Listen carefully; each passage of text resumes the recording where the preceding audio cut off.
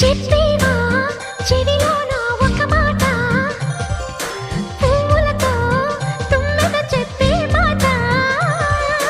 నీ చిరునవ్వు సాక్షిగా తాజ్ మహల్ నాదట, నీ పెదవంచు సాక్షిగా షాజహాను నేనట. నీ తీయని ప్రేమకి నా పెదవే నజరానా, నీ పైటకి నేనిక బానిసనే నెరజాడా.